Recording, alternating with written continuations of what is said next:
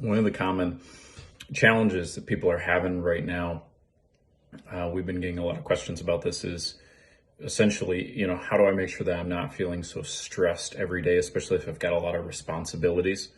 Something I know a lot of you guys are dealing with. You could be an executive, you could be a business owner, you could be a stay-at-home parent. It doesn't really matter. Just about anybody can feel totally overwhelmed and totally anxious, and they don't know how to navigate through the day. And then eventually you start to feel like you don't even want to get out of bed, because as soon as you wake up in your mind, you're anticipating, what if I'm going to feel anxious and overwhelmed later that day? And that pattern can repeat, and it becomes a self-fulfilling cycle. So I wanted to address this for a second. One thing that you want to take a look at is your mind is always asking questions. And even like right now, you're watching this video, you might not be literally asking yourself a question in the sense that you hear it explicitly in your mind, but your mind is always asking questions. Even right now, it's asking like, what's this guy's point? Or what is the payoff going to be from this video, right? So your mind is asking habitual questions, and habitual questions cause habitual streams of thought. And it also causes habitual emotions, habitual feelings that we get in our nervous system. And so for any of you guys who are feeling overwhelmed, anxious on a regular basis, and you're feeling like there's not enough time in the day, then there's about an 8.5, 9 in 10 chance that the number one question you're asking yourself is either, what do I have to do?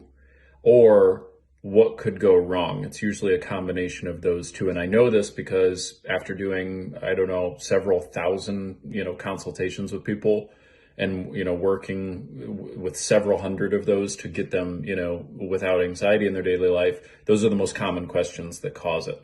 So think of it this way. If you ask yourself the question, what do I have to do? Right? Just go ahead and ask yourself that. What do I have to do? And then notice what your mind does. Right? It's going to start populating lots of different answers. Chances are you're probably going to feel really stressed and anxious like right away. You're going to feel overwhelmed. And then you're going to feel an urge to procrastinate. You're going to feel an urge to repel yourself away from whatever it is that you're focusing on. So because as organisms, we're always trying to either move towards something or move away from something. And depending on the pattern that we're in. So that's kind of the issue that you're in. So there was a gentleman I worked with, an executive of a company, and he was feeling overwhelmed and anxious all the time. And he was asking himself, what do I have to do? What do I have to do? What do I have to do? So he always felt like he was out of time. He just never felt like he had enough time. So one of the first things I trained him on was to ask a different question. So I told him to say, what is the result I want, right? What is the result I want?